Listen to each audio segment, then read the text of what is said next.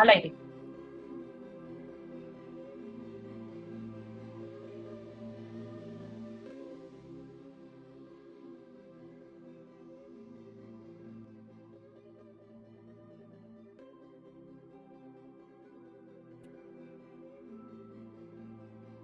Buenas tardes para todas las personas que nos acompañan en esta transmisión de Cealdes y Mungabay Latam.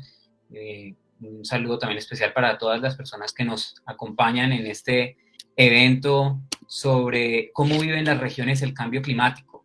El objetivo de este diálogo es discutir un poco los impactos diferenciales del cambio climático en diferentes comunidades que habitan en las regiones de Colombia, de analizar sus vulnerabilidades de cara también a las discusiones recientes que se dieron en la COP26, que bien sabemos que el cambio climático es un asunto global, pero tiene formas de manifestarse y de entenderse diferentes dependiendo de dónde vivamos. Para mí es un placer estar acá.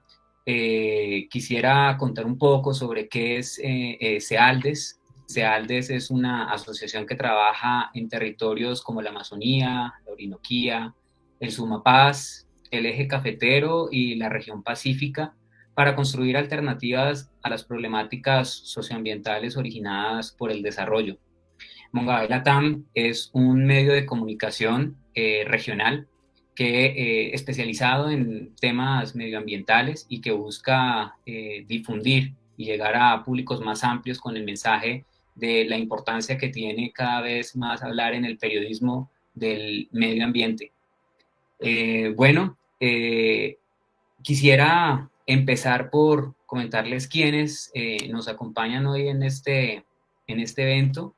En primer lugar está con nosotros María de los Ángeles García, joven lideresa de comunidades negras de La Guajira, abogada, defensora de derechos humanos, el agua y el medio ambiente, veedora mineroambiental y estudiante de maestría en desarrollo territorial sostenible, becaria y pasante de Trajects. María de los Ángeles, bienvenida. Muchas También gracias. También nos acompaña Sheili Orozco, raizal de Providencia y Santa Catalina. Sheili es ecóloga y especialista en derecho ambiental, cofundadora de la Fundación Protecting Animal Life y ha participado en la coordinación de varios proyectos de conservación llevados a cabo en la isla de Providencia. Sheili, buenas tardes. Hola, muchas gracias por el espacio. También se encuentra con nosotros Wilson Alexander Torres. Wilson es guía profesional, oriundo del municipio del Cocuy, en Boyacá, exconcejal del municipio del Cocuy y actualmente es el representante legal de la Asociación de Guías del Cocuy y Huicán, ASEGICOC. Wilson, bienvenido. Buenas tardes para todos. Muchas gracias por darnos la oportunidad de participar en estos importantes eventos. Y finalmente está con nosotros Sebastián Gómez Zúñiga. Sebastián es ecólogo y antropólogo y es cofundador de CEALDES. Buenas tardes, Sebastián. ¿Cómo están? Muy buenas tardes a quienes nos siguen en este momento en la transmisión y bueno, a todas las personas que estamos aquí en el panel, un saludo. Bueno, como les comentaba hace breves minutos, el objetivo de este diálogo es conversar un poco sobre cómo se vive en las regiones el cambio climático y poder entender en lo local, ¿cierto? Cuáles son sus impactos, sus efectos y qué alternativas y posibilidades podemos tener. Para iniciar con este diálogo, antes de empezar como con toda la interacción para escuchar las vivencias de cada uno de los invitados en este conversatorio, quisiera darle paso a Sebastián, que nos va a contar un poco sobre los puntos más importantes de la pasada COP26 que se realizó en Glasgow. Así que, Sebastián, adelante. Gracias, Antonio.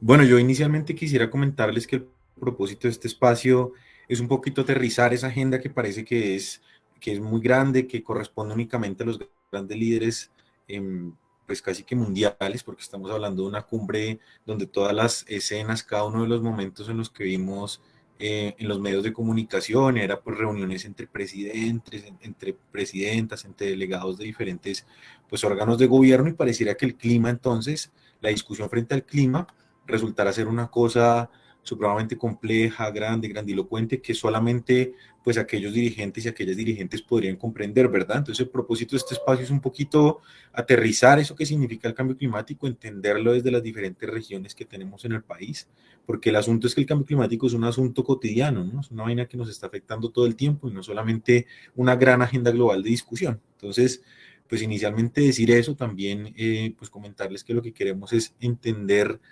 de una manera muy sencilla, de una manera como bien desde los sentires y las cotidianidades de los territorios, pues qué significa esto del cambio climático. Ahí sí, el profesor que nos dictaba climatología en la universidad, pues profesor Efraín Domínguez, que falleció este año, pues nos diría que el clima es una suerte, digamos, de sumatoria de condiciones meteorológicas en un lugar y un tiempo determinado, pero eso es, pues digamos, son asuntos técnicos. Lo que queremos entender del clima es que está cambiando las formas en las que nos relacionamos, por ejemplo, para producir alimentos, para adquirir el agua, para construir incluso nuestras viviendas.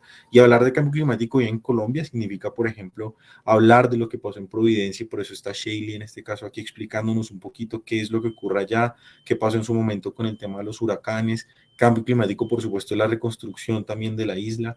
Cambio climático, por supuesto, también son las decisiones que se toman frente al ordenamiento del agua, y allí estamos hablando claramente de lo que pasa en La Guajira, por ejemplo, pero también es este gran pues hito, digamos, de las nieves perpetuas y de cómo permanentemente están cambiando hoy por hoy pues nuestras cumbres nevadas, y por eso está pues aquí el compañero de Cucuy contándonos un poco qué es lo que pasa allá, ¿verdad? Entonces lo que queremos es hacer un diálogo amable, un diálogo comprensible frente a todas estas transformaciones que implica pues tener un clima cambiante por cuenta nuestra. Yo empezaría, antes de contarles lo que ha pasado en la COP, diciendo que hemos tenido pues una agenda que ya parte, digamos, de los últimos 20 años, una agenda muy nutrida frente a temas climáticos. Y pues si algo de positivo ha tenido esto es que cada vez más los países, cada vez más incluso las políticas internacionales ponen el clima como centro del debate. Y eso es importante per se, eso es algo muy bueno, es algo positivo, y lo interesante es ver pues eso cómo se transforma en acciones concretas en los países que habitamos, ¿verdad? Pero inicialmente es bastante positivo el hecho de que cada vez más se robustezca esta agenda internacional climática. Recordemos que tal vez el hito más importante que tenemos frente a las discusiones climáticas es el Acuerdo de París, y pues, digamos, cada una de estas conferencias de las Naciones Unidas sobre el cambio climático, en este caso vamos a la 26ª conferencia de las partes de la Convención Marco de las Naciones Unidas sobre el cambio climático. Esto es un nombre súper rimbombante, pero en últimas es la 26ª vez que se reúnen las Naciones Unidas, los países que la conforman, para discutir una agenda, para acotar una agenda que en los grandes acuerdos climáticos se ha definido como temas generales. Por ejemplo, en el caso del Acuerdo de París, que fue en el año 2015, se había llegado a un compromiso de que cada 5 años se renovarán las metas de los países, y en este caso, pues la COP también era una oportunidad para revisar cómo se van actualizando estas metas, que en todos los países se llaman contribuciones nacionales determinadas. En Colombia la presentamos el año pasado, y que indica básicamente cuáles son los alcances y las metas que vamos a tener para transformar, pues digamos, cada uno de los impactos y las causas que tienen, en este caso pues Colombia, pero también los demás países, las causas que, pues, de aportes que hacemos a este tema del cambio climático. Entonces ahora sí, nos vamos del Acuerdo de París, que es como este granito al respecto del clima. Nos venimos actualizando, y yo creo que otro de los hitos importantes que dio paso a la conferencia fue este tema del informe del grupo del panel intergubernamental de expertos sobre el cambio climático, que produjo el informe que conocemos como el informe del IPCC. Este es un informe pues diciente en muchos casos, digamos, ya después de este informe es absolutamente incontrovertible el rol que tenemos como humanidad para determinar esto que llamamos cambio climático, es decir, el cambio climático se está produciendo por lo que como humanidad estamos haciendo en este momento, por nuestras formas de consumir, por nuestras formas de relacionarnos con el planeta, y en ese sentido pues tenemos asimismo la responsabilidad de reducir nuestras emisiones, dice el informe, para pues lograr alguno de los escenarios que proponen. El escenario más óptimo, el ideal, el que incluso la conferencia de la COP26 un poco planifica y ratifica, es el escenario de incrementar en 1.5 grados de temperatura, pues esta temperatura preindustrial que teníamos en el planeta, ¿no? Este 1.5 grados, a pesar de que implica unas variaciones en el clima tremendas, es el escenario más favorable, pero incluso pues podríamos llegar a escenarios de aumento por encima de los 4 grados centígrados. Entonces, después de este informe, que es un informe como un campanazo de alerta muy previo a la COP26, se realiza esta conferencia que, como vimos, pues incluía las fotos de Iván Duque, en su momento, pues que estuvo en algunos días durante la realización de la COP. Allí también estuvieron personajes como Greta Thunberg, que en general digamos que fue casi que poco una alfombra roja pues de la política climática, de la alta política climática, dirían algunas y algunos, y pues digamos que las discusiones giraban en torno a cómo cada uno de los países se iba a comprometer en un acuerdo general para lograr pues una serie de acciones puntuales para que la temperatura no aumente más allá de los 1.5 grados, ¿verdad? En este caso asistieron cerca de 200 países y se espera que, pues para la siguiente COP, que es la COP27, que se celebrará en Egipto el siguiente año, pues haya, digamos, mayores avances. Pero otro de los elementos que siempre ha pasado, les decía que uno de los positivos es que el clima cada vez toma más relevancia. Otro de los elementos que también ya se vuelve muy usual en estas cumbres climáticas es que se habla de compromisos que no se han logrado cumplir y se aplaza un poco más su cumplimiento, ¿cierto? Entonces teníamos compromisos que desde el Acuerdo de París no se han hecho y desde ese entonces vienen refrendándose COP tras COP, cada vez nuevos compromisos de los países, ¿cierto? Entonces por esto es que algunas personas asistentes, por ejemplo Greta decía que la cumbre fue únicamente bla, bla, bla, bla, ¿cierto? Algunas personas, como por ejemplo las delegadas y delegados de los países insulares, mencionaban también que los compromisos, pues en realidad son muy parecidos a los anteriores que no se han cumplido, ¿verdad? Entonces deja ese sinsabor, ¿cierto? Este tema de las cumbres climáticas, además de ser una vaina por allá muy en la esfera de la alta política, también deja ese sinsabor del permanente aplazamiento, ¿cierto? Y creemos que en este caso, al menos desde SEALDES, consideramos que esto tiene mucho que ver con esta forma en la cual se entiende el desarrollo, ¿cierto? Gran parte de las cumbres parten sus resultados en términos de los compromisos de los países desarrollados, entre comillas, y los compromisos de los países en vías de desarrollo, o las exigencias en muchos casos de los países en vías de desarrollo, entre comillas. Entonces casi que es como este permanente debate entre el rol del desarrollo ligado al clima, y por eso nos parecía interesante esta discusión. Ahora sí vamos concretamente a lo que pactaron. Digamos, allí hay un elemento que al principio era muy esperanzador, porque era la primera vez que en una cumbre se iban a establecer como unas cotas específicamente para los combustibles fósiles. Claro, en las anteriores hay cotas, hay metas para lograr la reducción de emisiones, pero nunca se había hablado de reducir concretamente, digamos, alguna fuente de emisiones relacionada con los combustibles fósiles. En este caso, se hablaba de una reducción del consumo del carbón. Lamentablemente, digamos, a pesar de que muchísimos países pidieron que no fuera como una reducción gradual, sino que en definitiva se estableciera un año en el cual el carbón se iba a dejar de utilizar para la generación de energía. Sabemos que este es de las fuentes de energía más contaminantes.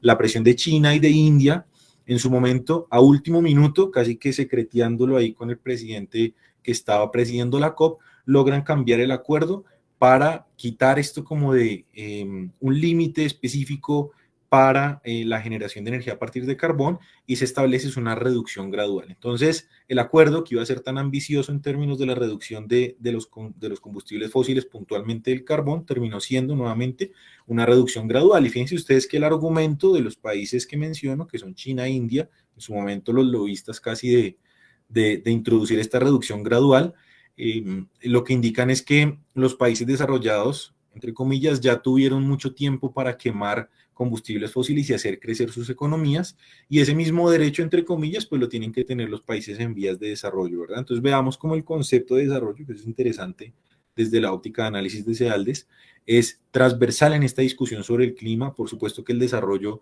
es nodal en la forma en la que entendemos cómo las sociedades deben organizarse y deben por ejemplo, hacer crecer sus economías o disminuir sus economías, y es por esto que pues este punto resulta pues una vaina entre esperanzadora, pero también, por supuesto, desmoralizante en muchos casos.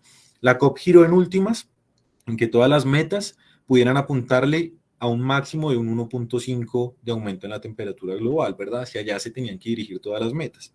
En ese sentido, y esperemos que ahorita Raquel, que es una lideresa campesina del noroccidente amazónico, del departamento del Meta, entre el Meta y el Caquetá, en esta región que conocemos como las sabanas del Yari, pueda conectarse en un ratico, porque otra de las grandes discusiones fue, por ejemplo, la reducción de la deforestación, ¿verdad? Y tenemos, pues, entre otras cosas, unos presupuestos que se han dado para un compromiso que suscriben 130 países y se destina, o bueno, se dice que se va a destinar 19.000 millones de dólares para la reducción de la deforestación de aquí al 2030, para llevar la deforestación a cero. Esta es una meta que Colombia ya había hablado y que, por ejemplo, y está lo interesante de la participación de Raquel, que insisto, pueda ojalá conectarse más adelante, esta meta se ha pretendido, por ejemplo, cumplir en Colombia a través de varias estrategias, pero una de ellas es la Operación Artemisa, que es un poco un énfasis militar sobre el tratamiento a la deforestación, y allí es donde decimos que estas grandes agendas se traducen en políticas muy locales, pues que pueden beneficiar o perjudicar a las comunidades, y para esto está este panel aquí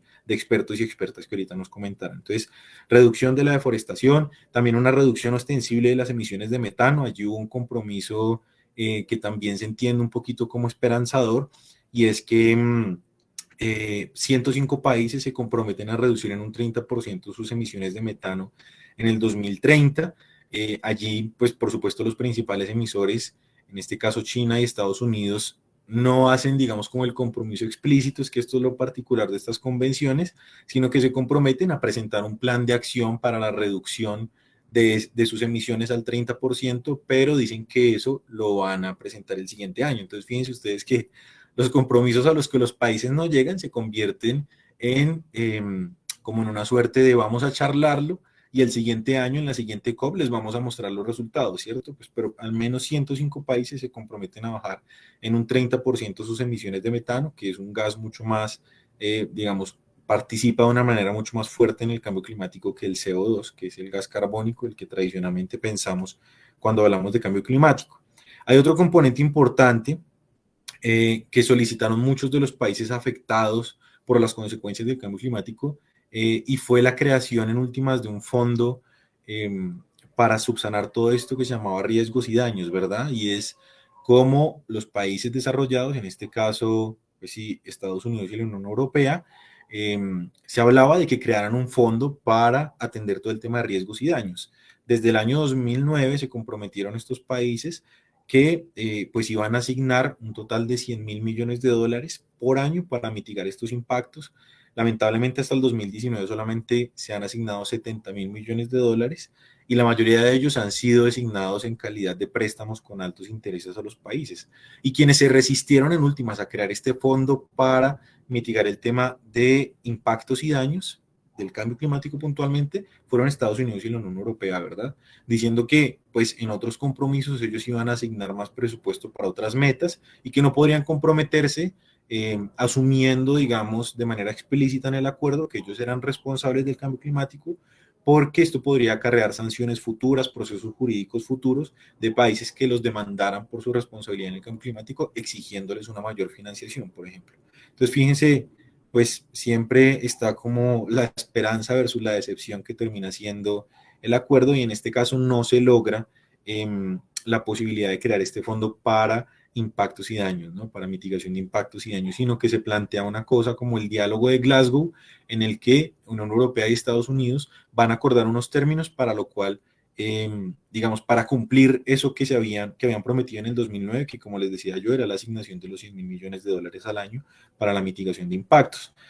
Sin embargo, pues se asignan 365 millones de dólares para temas de adaptación, que no estarán en una bolsa aparte. Adaptación es una cosa y los fondos de mitigación están por otro lado. Adaptación son las acciones que se tienen que hacer para que ya, pues con este escenario del 1.5 grados al que le apuntaba la conferencia, los países se preparen, generen su infraestructura y sus acuerdos institucionales. Esos 365 millones de dólares van destinados específicamente a la adaptación, y hay otros fondos que son para la mitigación. La mitigación es para la reducción de emisiones, para la transición energética, para todo esto, ¿verdad? ¿Qué más creo que es importante comentarles allí? Para cerrar, yo creo que es importante hablar de cómo se concentraron mucho en este tema de los bonos de carbono, en las soluciones basadas en el mercado y en cómo evitar, por un lado, que se contara, se disminuyera el conteo de lo que efectivamente se estaba reduciendo por cuenta de los bonos, o que hubiese la posibilidad de una doble contabilidad de estas soluciones basadas en el mercado que están tan enfáticas desde el Acuerdo de París.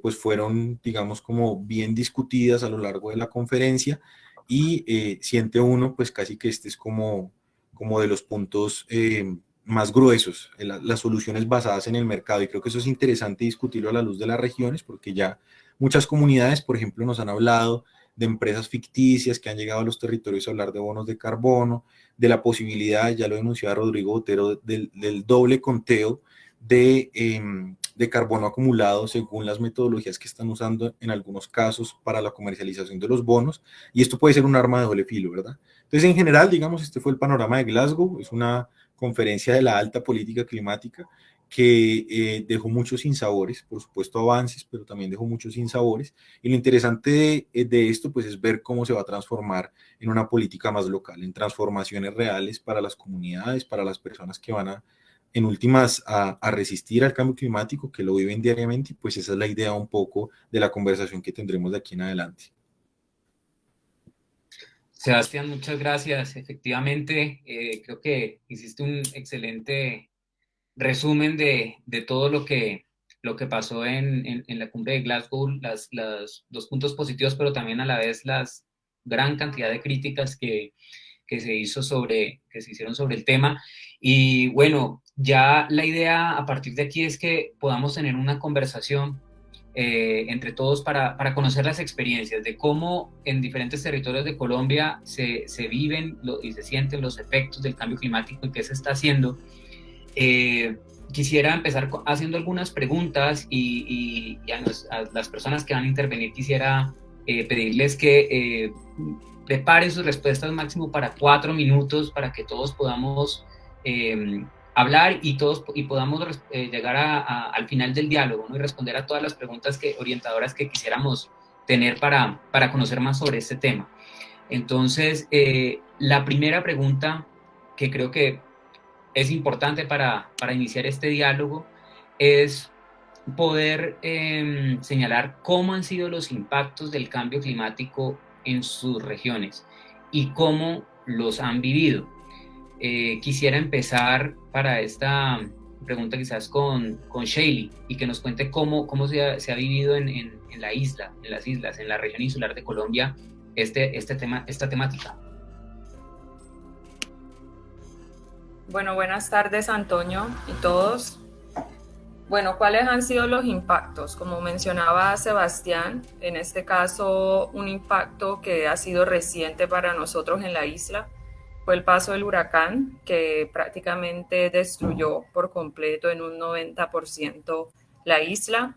Hasta ahora, pues según los noticieros y pues toda la información que se ha socializado en todos los medios, pues la reconstrucción se está llevando a cabo, pero ha sido un proceso lento y han habido problemas con algunas personas que todavía pues siguen viviendo en carpas o en cambuches. Entonces ha sido muy difícil, pero a la vez ha sido como un ejemplo o una acción que nos ha abierto los ojos a los isleños, porque pues mal o bien, como mencionaba Sebastián, nosotros diariamente estamos viviendo este cambio, porque por ser islas insulares siempre están sucediendo cosas. Entonces, en este caso no ha sido solo el huracán. Por años se ha visto que en temporadas secas ha sido un efecto con los agricultores, con los pescadores, que no pueden tener acceso a ciertos productos que tienen cierto precio en el mercado. Está el tema del agua, que nosotros pues hace como unos días decían que pues ya teníamos o contábamos con agua potable. Los isleños pues acostumbramos a construir cisternas porque pues sabemos que no tenemos acceso al agua 24 horas, entonces que teníamos que hacer un sistema que nos abasteciera en temporadas secas. Aparte, los agricultores no cuentan con tecnologías avanzadas que puedan ayudar en estos tiempos. Entonces, el cambio climático lo estamos viviendo nosotros en las islas todo el tiempo. En temporadas de lluvias no hay posibilidad de hacer prácticamente ninguna de las actividades propuestas por la comunidad.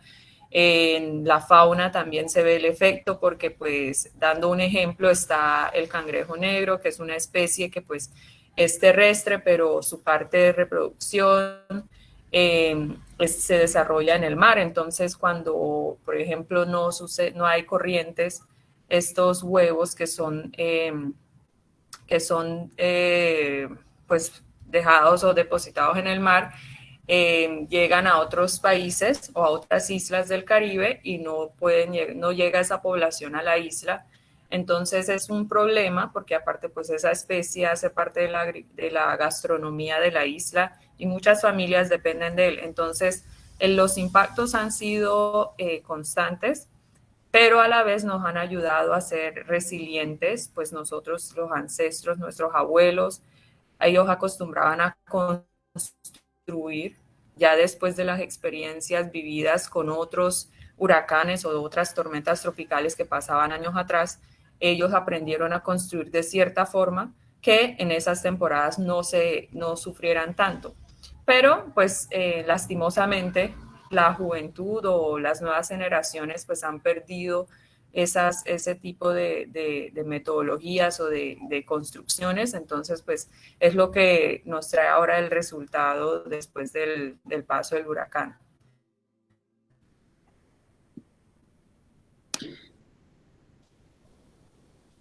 Perfecto, Sheili, importante entender cómo estos eventos, ¿cierto? No pueden verse de forma aislada y cómo ahora que hablamos de cambio climático, en realidad todo está relacionado, ¿no? Es común a veces escuchar que tenemos temporadas de sequía o uno escucha como que ya no sabes bien ni cuándo acaba la temporada seca, cuándo empieza la temporada de lluvias, y piensan que es como un fenómeno aislado y en realidad todo eso puede estar relacionado y está de cierta forma relacionado con el cambio climático.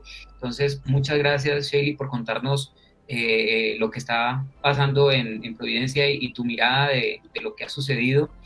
Quisiera ahora darle paso a María de los Ángeles para hacerle la misma pregunta, y es ¿cómo han sido los impactos del cambio climático en tu región, en La Guajira? Si bien Sheili está en Providencia, está en territorio insular, La Guajira, gran parte del territorio pues está rodeado de costas y la región costera también es una de las grandes afectadas por el cambio climático. Entonces, María de los Ángeles, cuéntanos un poquito más cómo se vive esta situación en La Guajira. Ok, La Guajira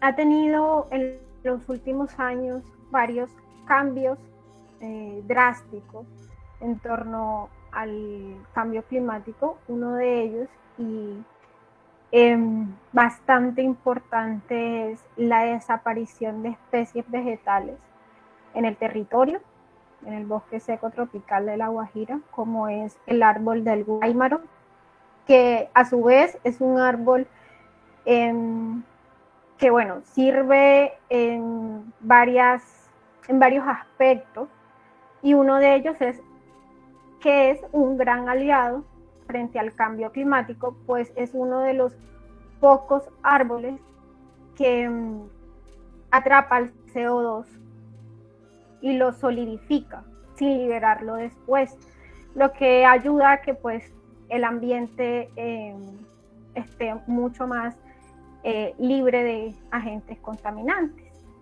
de CO2.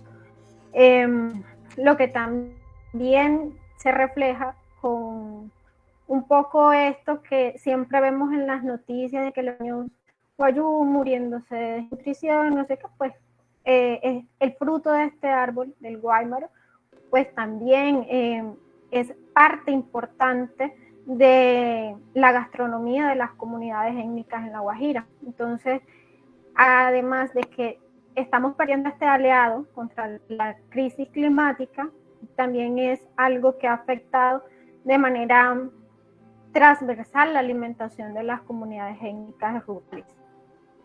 En La Guajira estamos viviendo una crisis humanitaria sin precedentes desde los últimos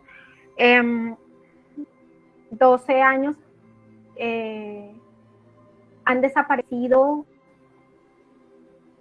aproximadamente, y los hemos documentado, 17 arroyos, 17 cuerpos de agua en La Guajira, lo que pues agudiza esta crisis climática por la escasez hídrica. Hace poco estuvimos en Bogotá en la Comisión Accidental del Congreso de la República sobre el Caribe, y decíamos, en La Guajira hay agua, sí, pero el agua la estamos utilizando para la minería. Carbones del Cerrejón diariamente utiliza 24 millones de litros de agua al día solamente para lavar el carbón. Y las personas en La Guajira, las comunidades, si tienen acceso a una vez al día durante 2 horas el agua, es un privilegio grandísimo. Entonces esto también hace parte de todo esto del cambio climático, de todos estos efectos adversos. En La Guajira estamos viendo veranos mucho más largos, mucho más intensos. Por lo tanto, también la época de producción agrícola es más corta. Cada vez la tierra está más erosionada. Hay menos producción agrícola porque la tierra cada vez es menos productiva, por decirlo de alguna manera. Y también hemos visto que esta falta de agua, esta falta de especies vegetales que se han ido extinguiendo dentro de nuestro territorio, no solamente ha impactado a los humanos, a nosotros como personas, sino también a los animalitos, alterar su ecosistema, su hábitat, han ido también desapareciendo y huyendo de nuestro territorio. Entonces, de pronto, a grosso modo, estas han sido los principales impactos del cambio climático en La Guajira. Muchas gracias, María de los Ángeles, y de verdad que varias de las cifras y datos que has dado pues son muy impactantes, ¿no? O sea, cuando uno escucha la cantidad de litros usados para actividades extractivas como la minería y el panorama de lo que viven las poblaciones, pues realmente queda uno un poco impactado. Y también es interesante ver cómo tanto tú como Sheilly mencionaban algunas especies que se están viendo afectadas y que no solamente son importantes en el ecosistema y para, digamos, el orden y el equilibrio natural, sino para los medios de vida de las personas, ¿no? Porque hacen parte, por ejemplo, de su gastronomía. Entonces, muchas gracias, María de los Ángeles. Y ahora quisiera hacer la misma pregunta a Wilson, que también está en otra región ya muy diferente, hablando ya de ecosistemas de alta montaña, de páramo, incluso glaciares. Entonces, Wilson, la misma pregunta para ti, y es ¿cómo han sido los impactos del cambio climático en el Cocuy? ¿Cómo los has vivido?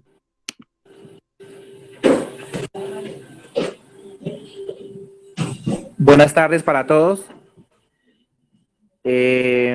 Aquí en esta zona, como lo mencionaba el compañero Sebastián, existen uno de los 6 nevados que hay en Colombia. Así como para recordar un poco, hay en Colombia hay 6 zonas que tienen montañas que están sobre los 4.800 metros de altura, y sobre esas zonas pues hay nevados. Hay 2 nevados que están sobre rocas volcánicas, que es el que está en Santa Marta, y también están los demás nevados que son volcánicos, que están sobre zonas volcánicas como es el Ruiz, Santa Isabel, Tolima y el Huila. Entonces, yo pienso que los nevados hacen parte fundamental de ese proceso de cambio climático. En el Nevado realmente es uno de los sitios en el cual se evidencia más fácilmente el tema del cambio climático. Esto por el tema de el descongelamiento de esta nieve, que antes en Colombia pues la llamábamos como nieves perpetuas, pero pues nos hemos dado cuenta que cada año, según mediciones que hace el IDEAM, en estos nevados se dice que cada año se pierde entre el 3 y el 5%, depende pues el año. Hay unos años que son más calurosos que otros, pero realmente esta afectación sí se da, y es así como se habla que tal vez entre 20 y 25 años pues no habrá ninguna zona de nieve en Colombia. Entonces, pues cada vez que uno hace los recorridos hasta el borde de nieve, hasta los nevados, pues se da cuenta que el borde está un poco más arriba, y también se da cuenta de la cantidad de agua que sale de la nieve, de la cantidad de agua que se está perdiendo a diario, y pues estas zonas de nevado están perdiendo cada vez más su capacidad de mantener ahí esa nieve. Entonces esa agua pues se está yendo hacia el mar y ya no está volviendo ya no permanece en la cima de la montaña. Eso es, en términos generales, pues aquí lo que se observa en Cocuy. Muchas gracias.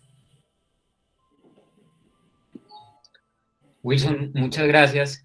Es muy interesante también ver cómo en varias regiones del país los efectos del cambio climático se perciben, incluso en la cotidianidad, ¿no? Cosa que a veces no ocurre en las grandes ciudades, ¿cierto? En muchas ciudades del país, quizás en lo más urbano, a veces este tema del cambio climático no es percibido tan fácilmente, pero en la ruralidad y en muchas regiones del país los efectos son notorios. Quisiera pasar ya a una segunda pregunta, porque me gustaría escuchar qué piensan sobre los grandes espacios de discusión y toma de decisión frente al cambio climático que se tienen en el país. ¿Qué opinión tienen al respecto de cómo se han venido manejando? Y quisiera darle esta vez primero la palabra a María de los Ángeles.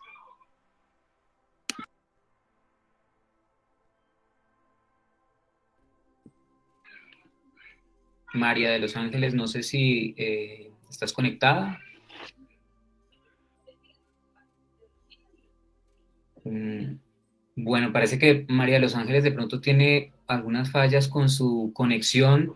Bueno, aquí estás, María de los Ángeles. No sé si me escuchas en este momento.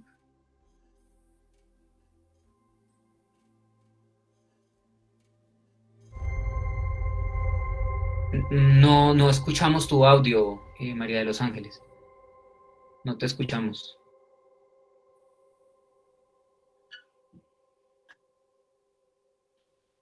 No.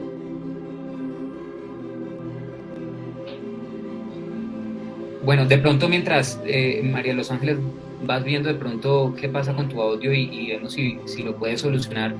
No sé si Shaylee está por ahí y me escucha en este momento.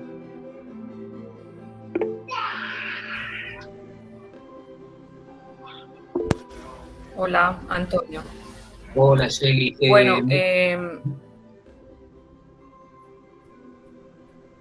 creo no sé. que esos espacios son necesarios.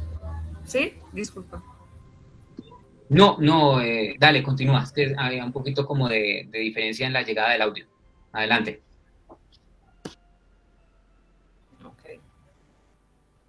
Bueno, respecto a tu pregunta, creo que esos espacios son muy necesarios, pero son un poquito alejados de la realidad de lo que vivimos nosotros en las regiones, porque entonces son espacios en los que los grandes políticos y dirigentes toman decisiones, pero de pronto no son socializados o no son llevados a cabo dentro de las regiones, que de igual forma, por ejemplo, siendo insulares, nosotros estamos en medio del océano en donde tenemos relación con diferentes países caribeños, en donde pues la toma de decisión o los efectos o las acciones que pueden estar haciendo ellos pueden llegar a afectarnos a nosotros también.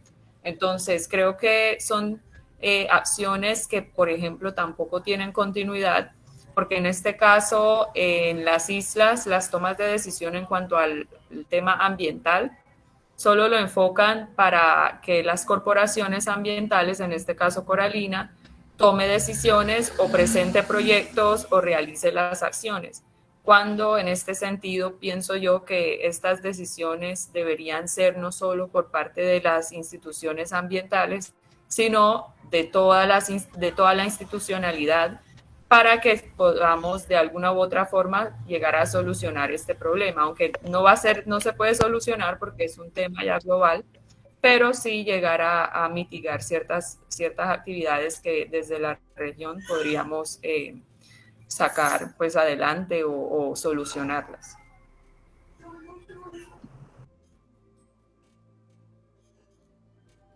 Gracias, Shaley. María de los Ángeles, no sé si de pronto ya está bien tu audio o... Pues creo que sí. ¿Me Sí, escuchan ahora? sí, Okay. te escuchamos. Adelante, no sé si quieres que repita la pregunta o...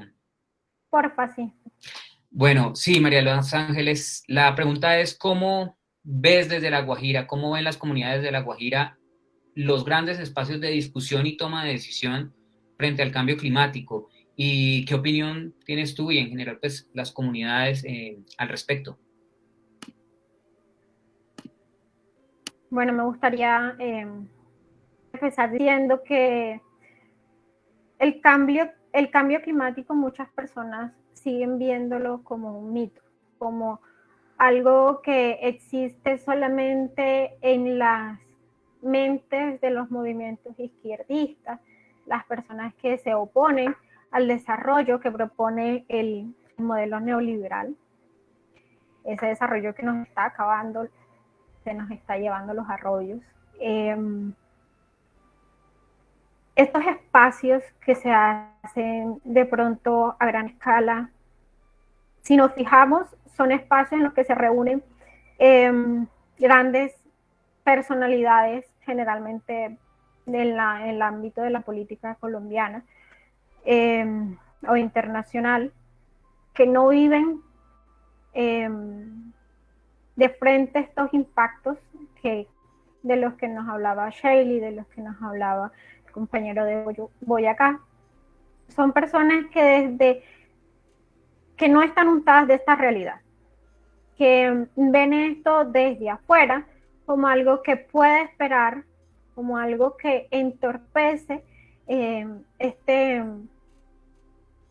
ese desarrollo que nos proponen, que es acabar con la naturaleza a toda costa por engrosar las billeteras de los accionistas de empresas extractivas, de empresas industriales que cada vez emiten más emisiones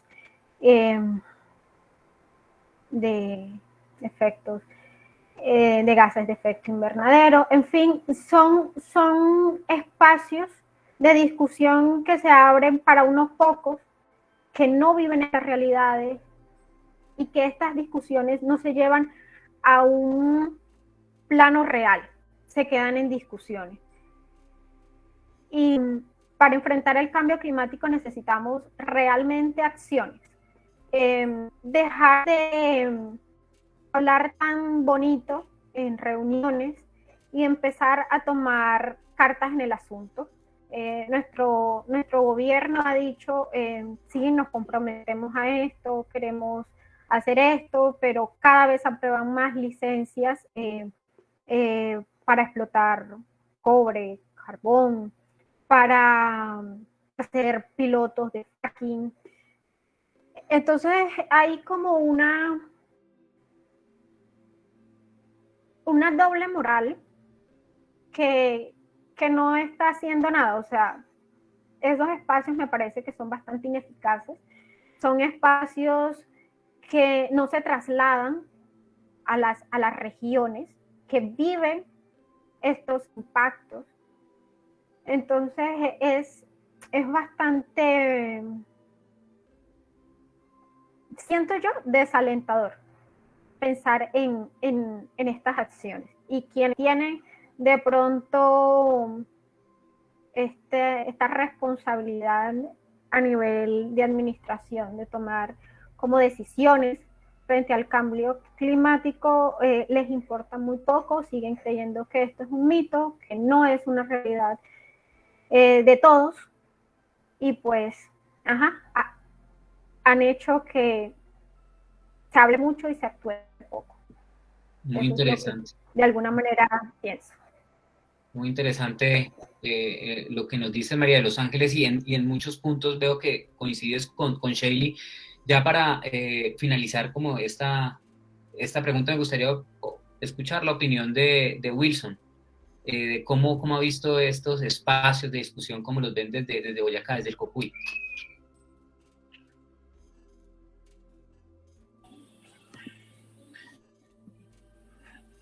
Vea, de pronto, porque yo estuve como concejal, sé que la corporación autónoma existe porque hay que pagarle una retribución del uso de las aguas. O sea, realmente los entes del Estado hacen poca presencia en estas zonas, y no se conoce las actividades ambientales. En esta zona del Cocuy, la única, digamos que, institución que hace presencia es Parques Nacionales Naturales de Colombia. Es la única entidad del Estado que está aquí en la zona. Las demás entidades pues no hacen parte. Parques Nacionales dentro de su zona hacen sus políticas institucionales y también hace regulación del tema de turismo hacia estas zonas, pero realmente en las demás pues no hacen parte ni las corporaciones, ni ministerio, ni demás. No se ve en el territorio. Y realmente por parte desde, digamos, la cultura de esta región,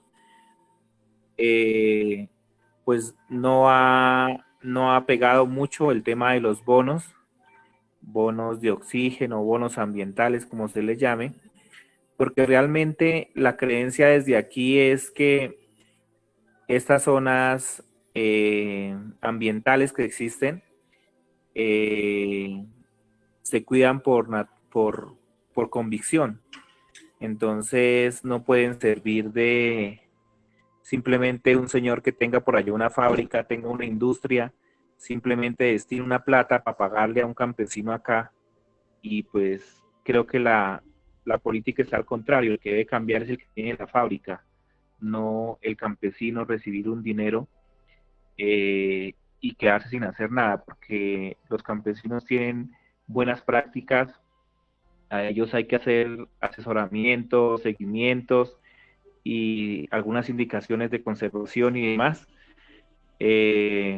pero no usarlos a ellos y tal vez a todos los ecosistemas como un lavadero de conciencia, como en términos generales sería eso. Entonces, esa política es unas políticas lejanas que solamente existen tal vez en documentos, pero aquí en la región no se observan. Gracias. Gracias, Wilson.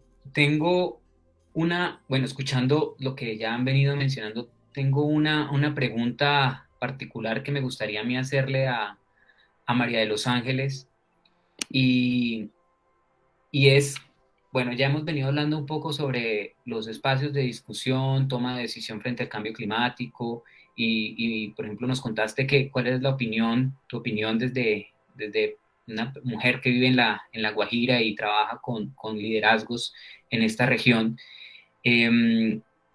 quisiera preguntarte puntualmente si has evidenciado cambios en los territorios a partir de esos espacios de diálogo o si definitivamente consideras que todos han quedado un poco como en el aire, o destacarías algo que haya pasado quizás en La Guajira respecto a esto. Bueno, Antonio, la verdad creo que de estos espacios a La Guajira poco o nada ha llegado o ha impactado de una manera positiva o relevante, por lo menos hasta donde yo conozco, y de las realidades que yo vivo.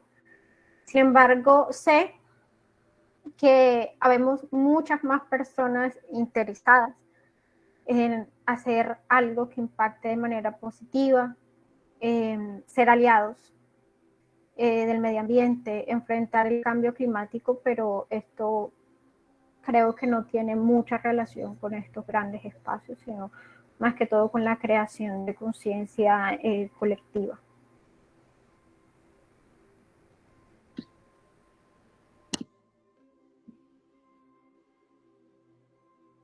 Gracias, María de los Ángeles. Y quisiera también hacerle una pregunta a Sheili, y es, ¿cómo consideras que la diversidad territorial debería vincularse a las discusiones alrededor de lo climático en el país? ¿Cuáles serían las acciones realistas y aterrizadas que deberían asumir los gobiernos al respecto?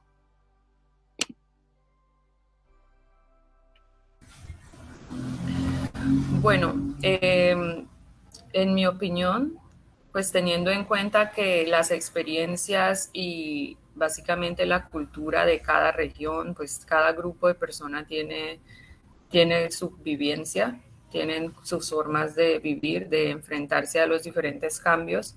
Entonces sería como hacer nuevamente que estas personas o los líderes regionales que tengan conocimiento de estas acciones puedan vincularse a esas cumbres para exponer verdaderamente y mostrar la realidad de estas regiones. Las acciones realistas, pensaría yo que han habido varios, por ejemplo, en Providencia y en el archipiélago en general, la corporación ha hecho diferentes acciones y han participado en diferentes proyectos. El problema es que no hay continuidad en los procesos, entonces muchas veces hay un ánimo con un proyecto que dura un año, pero ya después ese proyecto termina y ya no hay continuidad, entonces todo queda como que en el aire. Entonces, pensaría yo que acciones más realistas sería darle continuidad a más proyectos y a procesos y tomar la decisión de que hay que, está el cambio climático, hay que empezar a actuar ya y tomar en serio esa decisión, porque de nada sirve, bueno, por ejemplo, ahora con lo del huracán, es cuando yo he visto que estamos empezando a hablar un poco acerca del cambio climático a estas alturas. Entonces, básicamente es eso, que desde el gobierno se realicen más proyectos, pero que estos tengan continuidad en el tiempo.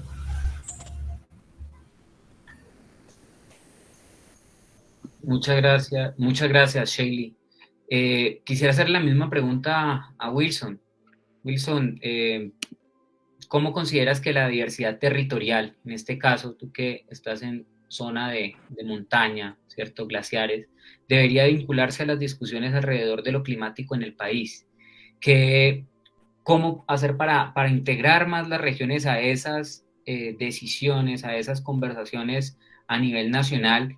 Y que, como han dicho anteriormente ustedes, pues son a veces vistas lejanas desde las regiones. ¿Qué se necesita para tener una mayor participación? Sí, o sea, realmente en esas discusiones se desarrollan en el ámbito nacional. Entonces, aquí en el territorio no existen, digamos, unas mesas. Yo supondría que hubiera unas mesas acá en el territorio en las cuales pues se vincule a los diferentes actores presentes en el territorio, tales campesinos, prestadores de servicios, actores del comercio, en los cuales se definan políticas de empezar a hacer pequeñas acciones para que tengan impactos sobre el cuidado del medio ambiente. Pero eso, digamos que lo hacen más la gente, las mismas personas, el campesino, los prestadores de servicios, los comerciantes, más por convicción que por una política que haya llegado del Estado aquí a la zona, por una tal vez reunión o mesa o política que el Estado haya sentado aquí en el territorio. Eso no se da de esa forma. Entonces, la única forma es que las entidades que tienen que ver directamente con esto, las entidades ambientales, las corporaciones autónomas, vengan hasta las regiones, no solamente implanten normas como la ley de páramos, como la línea Humboldt, como las restricciones en el uso a los territorios, a las tierras, se hacen en oficinas en las ciudades, en Bogotá, en las ciudades grandes, en el Senado, y nadie viene aquí a socializarlas. Entonces lo mismo pasa con las políticas que están sacando en el uso del suelo por alturas y demás. Entonces el Estado termina volviéndose en estas zonas un actor en contra de las comunidades. Y si el Estado no viene aquí a socializar lo que va a hacer, cómo lo van a hacer, de mano con los habitantes del territorio, pues simplemente el Estado termina convirtiéndose en un actor que va en contra de las comunidades, en contra de sus creencias, en contra de esa misma convicción natural que tiene la comunidad que vive en la montaña de cuidar y preservar. Entonces el Estado termina volviéndose policivo y simplemente, como está pasando actualmente, aquí llegan las entidades a sancionar a un campesino porque tumbó un árbol para hacer la cerca de su finca, a abrirle procesos a la gente porque quiere sacar 1 metro de arena para hacer su casa, para arreglar su cocina, para hacer un baño. Termina el Estado a través de sus entidades ambientales volviéndose simplemente alguien que viene a sancionar a la gente que habita el territorio. Entonces, uno ve cada vez que va a la ciudad, uno ve muchos actores que contaminan, muchas empresas donde hay grandes cantidades de humo, carros que parecen una chimenea y demás. Entonces uno se da cuenta que viene a molestar aquí al territorio, es al campesino que está haciendo aquí una actividad y es más consciente ambientalmente que las empresas que están en las ciudades, que economías que se mueven allá y no tienen ninguna restricción por parte del gobierno. Entonces realmente hay que ser equitativos en la aplicación de las leyes, de las normas, en cada uno como de las afectaciones que se presenten. Entonces, pues realmente desde mi territorio yo manifiesto que la política de cambio climático no se conocen las políticas nuevas ambientales, sino simplemente aquí llegan las razones de lo que ya se legisló y de las sanciones que se ejercen sobre la gente que habita aquí el territorio.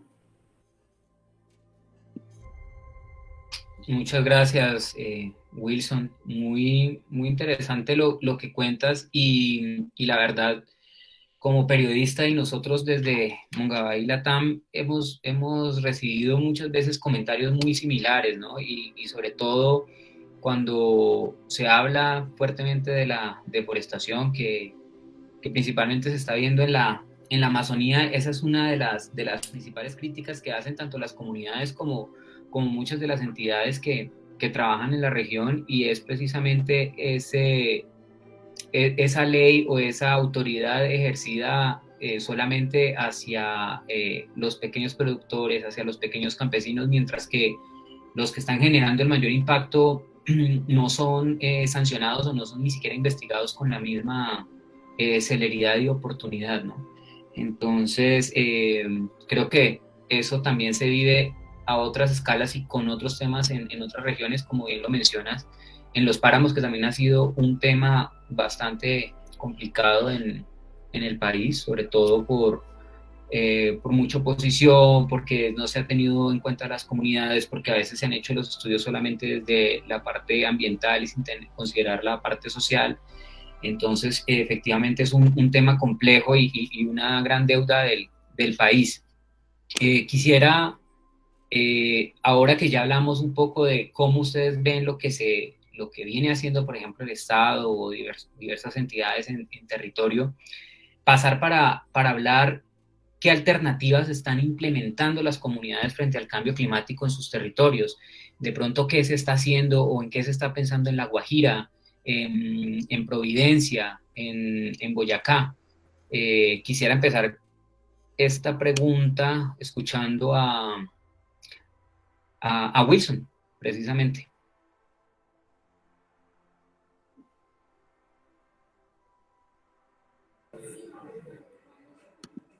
Listo, pues aquí desde el territorio, pues vea, aquí hay mucha conciencia del tema ambiental, porque pues todos sabemos que después de las masas glaciares viene una zona de páramo, el páramo es el ecosistema más joven que existe aquí sobre la cordillera, porque fue donde estuvieron posicionados los glaciares y ellos se van retrocediendo por todos los efectos de cambio climático que empezaron por ahí en los años 50, y hasta la fecha, pues este efecto ha hecho que perdamos, según estudios del IDEAM, entre el 68-70% de los glaciares de la masa glaciar que había aquí en Colombia. Entonces solamente tenemos una parte de esos glaciares. Esa zona de páramo tiene una delimitación que la sacó el gobierno. En Colombia hay 39 zonas de páramo. Ya está también declarado la zona de páramo de Pisba.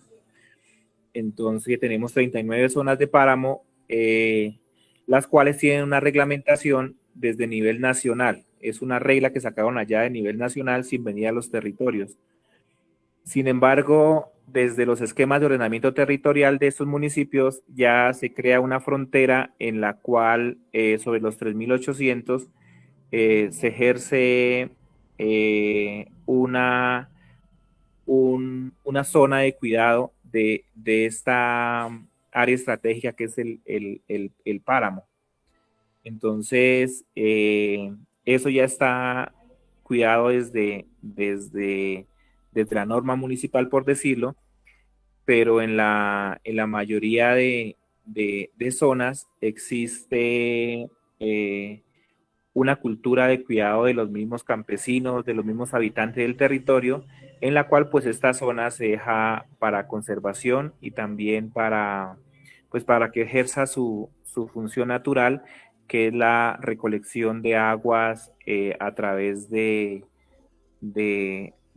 sus formaciones, por decirlo en términos generales, para que capturen el agua de las nubes que hacen presencia constante en las montañas y en los páramos. En algunas zonas del territorio, este páramo empieza sobre 3.200, en otras empieza en 3.800, entonces ahí donde está la discusión entre la gente que habita el territorio y digamos el Estado, porque el Estado traza una línea simplemente y de ahí para arriba dice esto es páramo y mide todo a nivel nacional con una sola norma. La gente, por cultura general, aquí, por ejemplo, hace cerramientos de las nacientes de agua,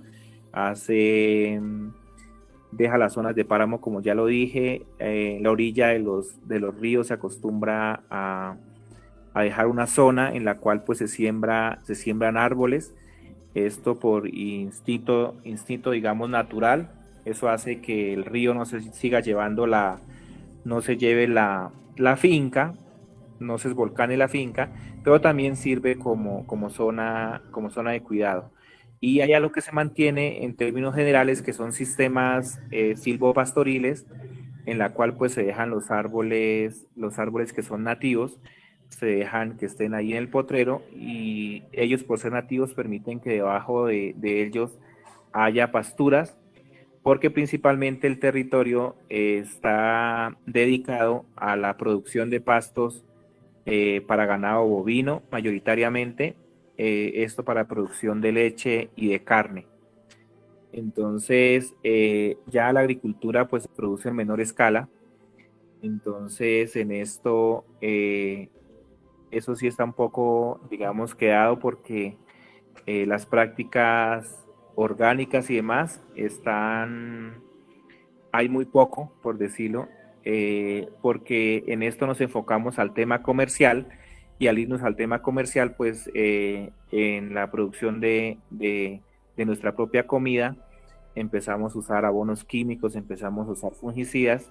Entonces, esto fue también, digamos, que la gente termina metiéndose en un mercado global, en la cual se quiere producir más harto, sin importar la calidad de esos productos.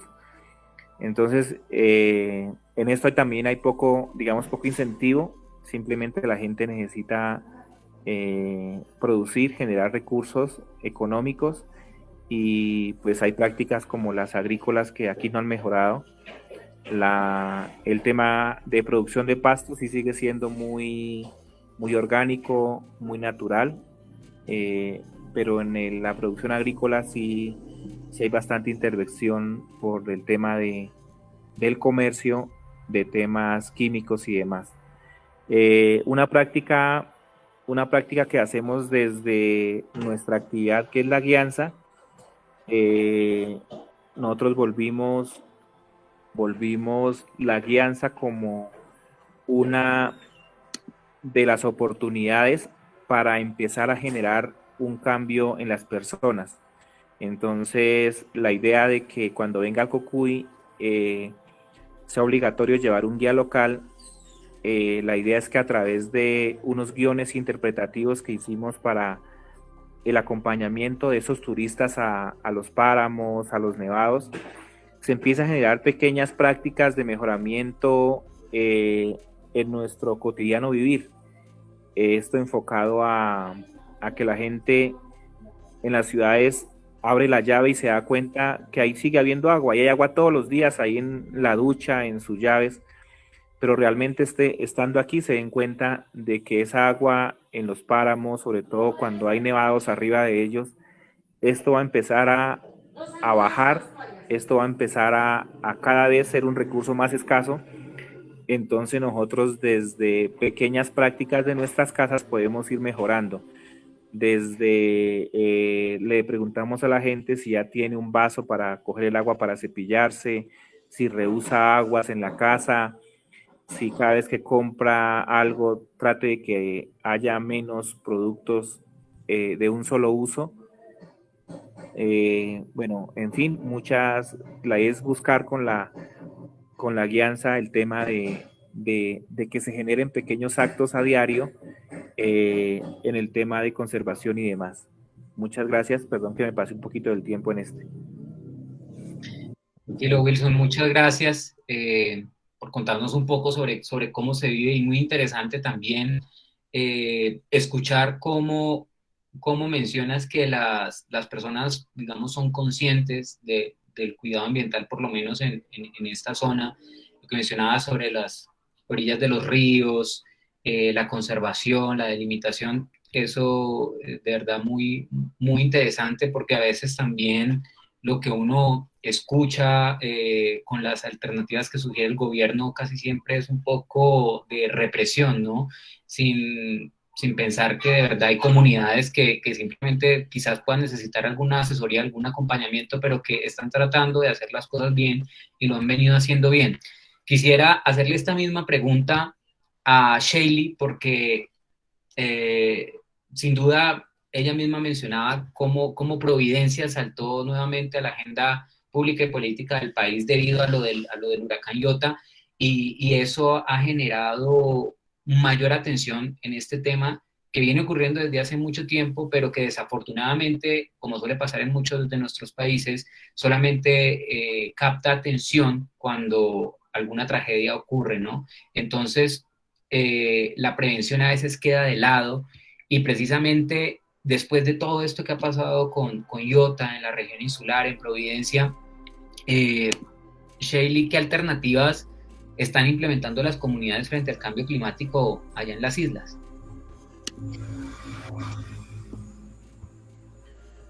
Bueno, nosotros acostumbramos a que cuando se sabe que va a venir el huracán o va a soplar el viento fuerte, las familias estaban acostumbradas a construir el baño con un piso de cemento. No sé si esa sea no creo que sea la palabra técnica, pero ahora mismo no sé cómo explicar, pero entonces el techo del baño es en concreto. Entonces eso lo que hace es que uno lo utiliza como resguardo. Lo otro es que los techos de las casas se construyen en 4 aguas. Y esas eran algunas propuestas que se le dijo al gobierno para las nuevas casas que se iban a construir. Como mencioné anteriormente, nuestros abuelos acostumbraban a hacer las construcciones de ese tipo, pero a medida que fue pasando el tiempo, las nuevas generaciones lo omitían, ya sea por el costo o por no interesarles hacerlo de esa forma. Mas, sin embargo, muchas personas sobrevivieron gracias a los baños porque tenían el techo en concreto. Aparte de eso, el tema del agua, como sabemos que somos una isla limitada, que aunque digan que ya hay agua en la isla y que las familias lo están teniendo 24 horas, eso no es verdad. Las familias están acostumbradas a construir cisternas. Por ejemplo, a comparación con la isla de San Andrés, en San Andrés son muy pocas las casas que tienen cisternas, que es una construcción en concreto que es para almacenar el agua lluvia. Entonces, muchas veces y en noticias se ha visto que en la isla de San Andrés, las familias de ciertos sectores de la isla, en este caso sería la comunidad raizal que vive en la parte más alta, siempre han tenido problemas de agua. ¿Por qué? Porque el suministro siempre se da a la zona turística. Los que vienen a San Andrés a pasar vacaciones, los que saben, se han dado cuenta cómo se ha llenado la isla en estas temporadas y no hay agua. Entonces, esas han sido como unas alternativas o unas acciones que hace la comunidad por el simple hecho de tener la experiencia de vivir ciertos desastres o las experiencias de no tener agua o de cómo sobrevivir nosotros frente a la falta de ese tipo de recursos. En cuanto a la institucionalidad y ya luego del paso del huracán, que ya todo el ojo está en la isla, las instituciones como la Corporación Ambiental Coralina, ellos suscribieron un convenio con la Universidad Nacional y otra institución para hacer todo el estudio del impacto y de las zonas de riesgo, todo el tema de las corrientes, los vientos, y pues han estado en eso desde que pasó el huracán, dando unos resultados pues alentadores y no tan alentadores para las familias que viven al borde o en la costa prácticamente. Y por ejemplo el IDEAM ha empezado a tener mesas de diálogo tanto en San Andrés como en Providencia con la comunidad para exponerles diariamente cómo va a estar el clima. Entonces ellos tienen un sistema de comunicación por WhatsApp en donde tienen a varias personas de diferentes sectores, en donde les mandan todo el pronóstico del día de cómo va a estar el clima. Por ejemplo, las personas con el tema de la reconstrucción. Muchas de la comunidad siempre le recordó al gobierno que estas eran temporadas de lluvias, entonces que la reconstrucción debía darse en los meses anteriores a diciembre. ¿Por qué? Porque eran temporadas de lluvia, iba a ser muy complejo la construcción, somos una isla muy alejada, todo el tema de la logística, el transporte, la obtención de los materiales y de otros temas que pues lastimosamente no las tuvieron en cuenta y que ahora es complicado porque pues hay personas que van a pasar Navidad de pronto en carpas y mojándose sin tener su casa. Entonces, esas son algunas de las acciones o alternativas que pues uno por experiencia y por vivir en la insularidad las ha tomado para sobrevivir. Muchas gracias, Sheilly, muy interesante. Y ya para ir finalizando esta conversación, yo creo que ha sido bastante productiva y donde hemos aprendido mucho sobre las experiencias muy diversas precisamente de cómo enfrentan el cambio climático y cómo lo entienden en diferentes regiones del país. Quisiera hacer una pregunta para que todos me la respondan. Les pido que por favor sean lo más concretos que puedan. Yo diría que 2 minutos cada uno para responder esta última pregunta. Y quisiera empezar por Wilson. Y la pregunta es la siguiente: ¿cuál es la respuesta que esperarían ustedes en Boyacá, en el Cocuy, por parte del resto del país en términos de acciones para mitigar los impactos en tu región? ¿Cuál crees que debe ser el camino y sobre qué debemos actuar ya en el Cocuy?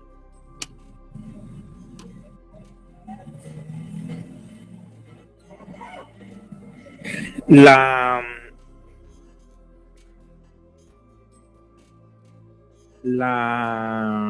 que yo pienso que la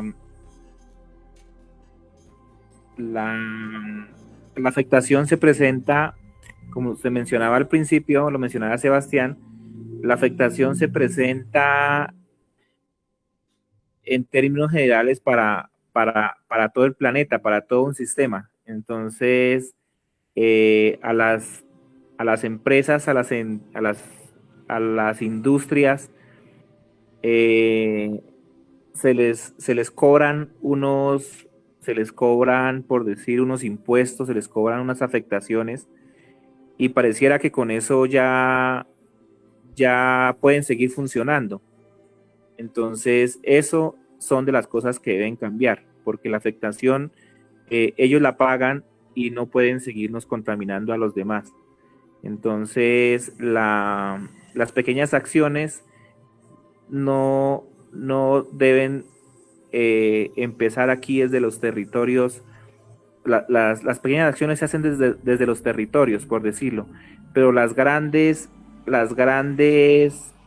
cambios se deben empezar a generar es en las industrias, es en las empresas que por su producción nos afectan. Entonces, que porque es importante producir, digo yo, una tela, que es importante que tengamos un carro, que tengamos un combustible para poder mover ese carro, entonces simplemente dañamos el medio ambiente o afectamos el medio ambiente por poner el combustible más fácil que tenemos a la mano a través de una transformación la cual genera un impacto negativo súper importante sobre nuestro medio ambiente. Entonces, el cambio no debe ser desde aquí los pequeños territorios, el cambio aquí podemos hacer pequeñas acciones para ese mejoramiento, pero la responsabilidad no solamente es nuestra, nosotros podemos seguir sembrando árboles, podemos seguir cercando nuestras nacientes, podemos seguir dejando zonas de conservación y preservación sin tocarlas, sin afectarlas, pero si simplemente las acciones del gobierno son una multa para las empresas que contaminan, pues seguiremos digamos en una medición que no es igualitaria y que no compromete a todos. Muchas gracias. Muchas gracias, Wilson. Quisiera seguir con María de los Ángeles. ¿Cuál es la respuesta que esperan en La Guajira por parte del resto del país en términos de acciones para mitigar los impactos en la región? ¿Cuál es el camino y sobre qué debemos actuar ya? Bueno, desde La Guajira sabemos que hay que empezar a trabajar en varios aspectos.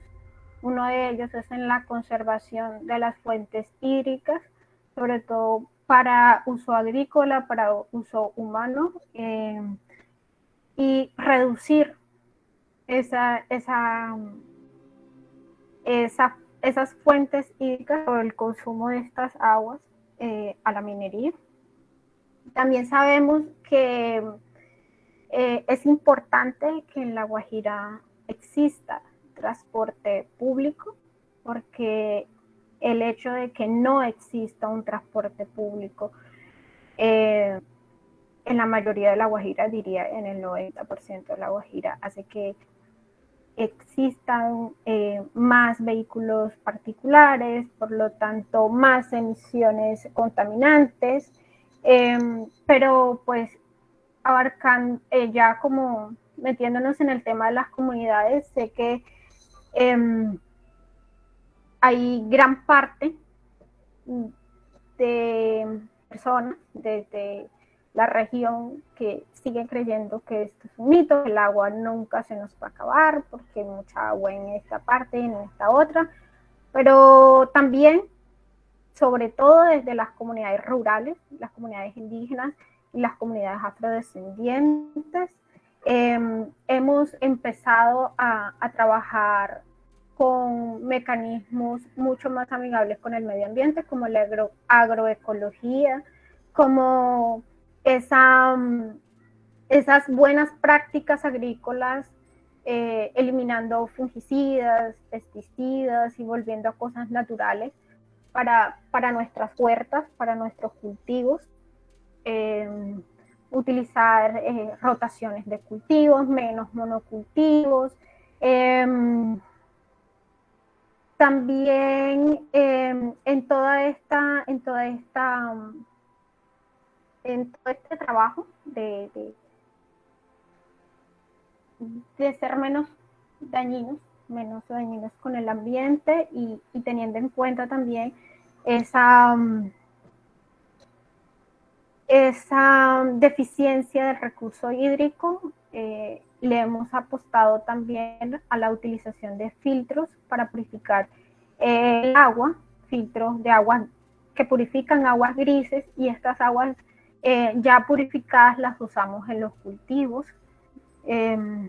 Por lo tanto, pues ya hay también un avance con el rendimiento o la optimización de este recurso. Asimismo, hemos reducido en gran cantidad el uso de bolsas plásticas para hacer mercados. Cada quien tiene como su canasta, su bolsa de tela.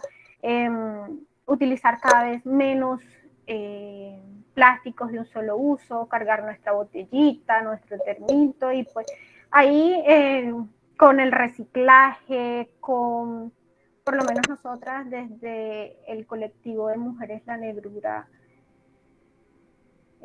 tenemos una iniciativa de transformación del plátano y la yuca, hacemos harina artesanal, y con la cáscara del plátano estamos intentando hacer las mismas bolsas para vender el producto.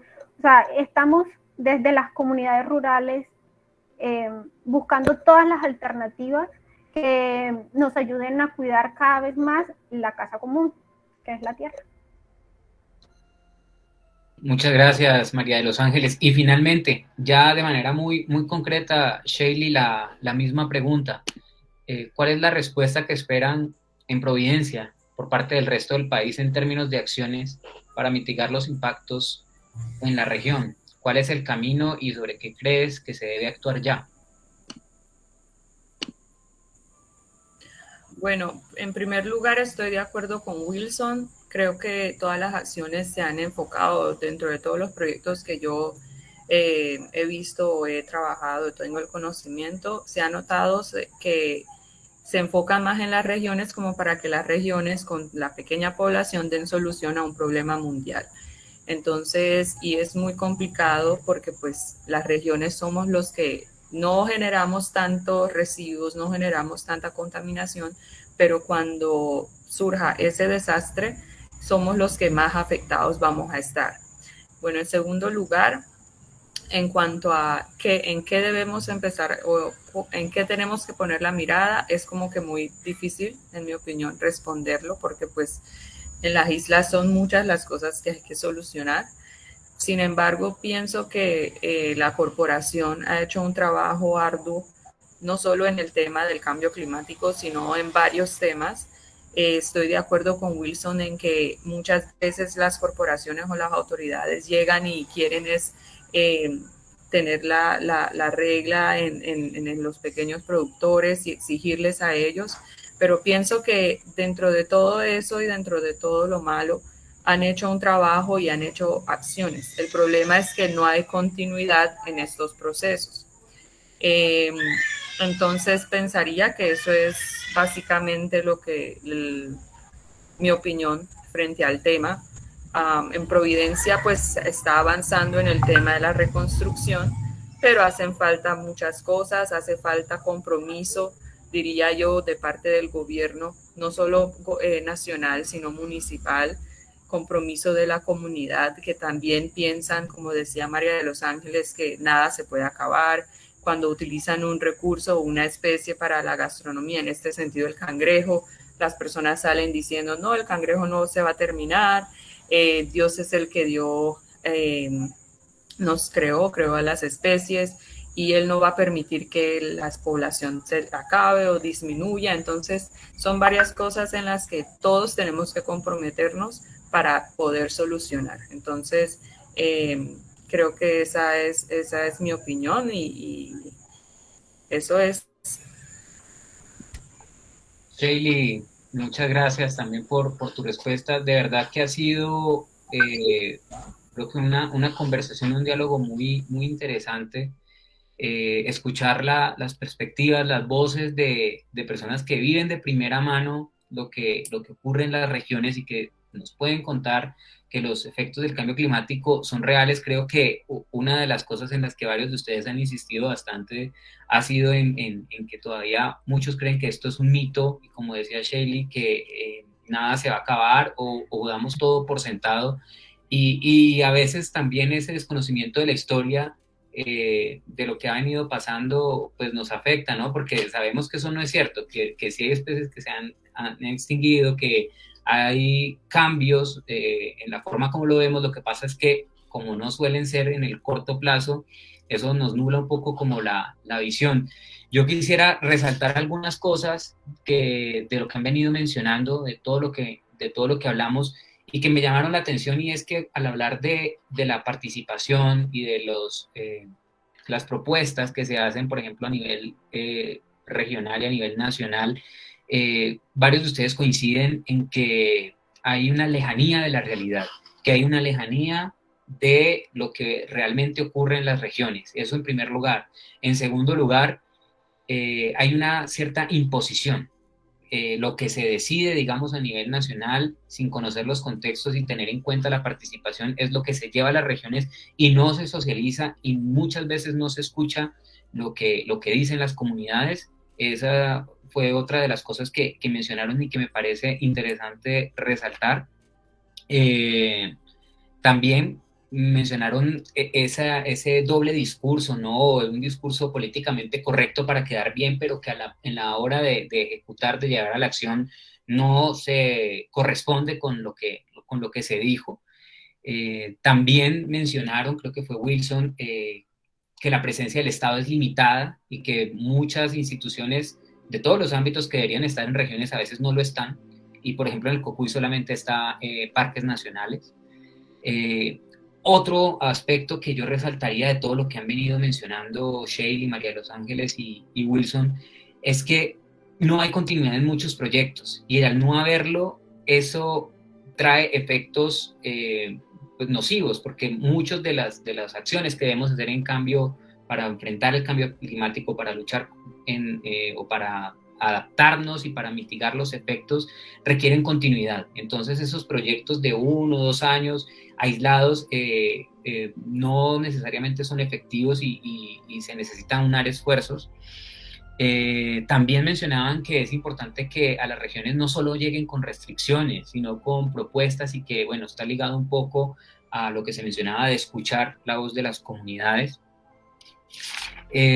También resaltaría el hecho de que las comunidades sí ejecutan acciones y conocen su territorio, y más bien lo que hace falta es lograr esa conexión con los tomadores de decisiones para que las cosas funcionen en los tiempos que son.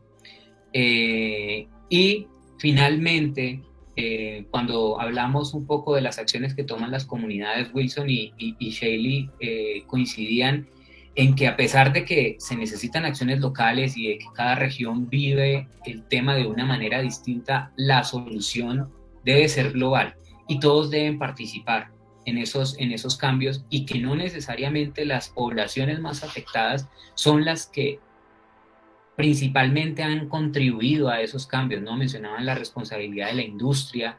Hemos visto que hay empresas que mencionan sus acciones, sus proyectos, pero hace falta mucho más compromiso, hace falta vuelvo al punto, una integración y un trabajo conjunto entre comunidades, entre gobierno y entre el sector privado, diría yo. Entonces, eso como a grandes rasgos me llevo yo de esta conversación. Ya por último, para finalizar este espacio, quisiera darle la palabra a Sebastián Gómez de Cealdes, para que nos cuente quizás qué se lleva de todo este diálogo que tuvimos hoy. Antonio, muchas gracias. Pues también muchísimas gracias a Shaley, a María de los Ángeles, a Wilson. Lástima que no pudo estar Raquel, que era la perspectiva de la Amazonía, pero justamente el propósito era tener aquí nuestra pequeña Glasgow, un poco conociendo las experiencias de las regiones, ¿no? Que muchas veces es lo que queda blanqueado en esas conferencias de la alta política climática. Unos grandes aprendizajes, yo creo que poder siempre entender esos fenómenos globales a la escala de lo que viven las personas, de cómo lo viven cotidianamente, es fundamental para poder enfrentar pues esos problemas que a veces parecen tan complicados y tan alejados de nuestra realidad cotidiana, ¿no? Pasa con el clima, pero pasa también con otras discusiones ambientales, porque si algo tiene lo ambiental es que su impacto pues es generalizado, ¿no? Muchas veces esa generalización hace que las personas no vean pues cómo pueden aportar en lo local, cómo eso en últimas termina afectando sus vidas cotidianamente. Entonces les agradezco muchísimo, y yo creo que pues la idea es seguir también un poco dialogando al respecto de estos temas desde la perspectiva de la opinión de las comunidades, que es lo que muchas veces hace falta para construir políticas públicas sólidas en el país. Y bueno, solamente extenderles el agradecimiento también a las personas que nos estuvieron sintonizando, y bueno, un abrazo muy grande también para ti, Antonio, por la coordinación de la charla. Y nada, pues súper interesante todo lo mencionado. Muchas gracias. Muchas gracias a todos también. Mi parte agradecer a Cealdes por organizar este espacio, a Shaley, María de los Ángeles y Wilson por participar. Y bueno, espero que podamos seguir teniendo estas conversaciones y que cada vez sean más, porque el problema no da espera, ¿no? Ya sabemos y nos lo han advertido muchas veces, y efectivamente es hora de actuar. A todos los que nos acompañaron también, muchas gracias.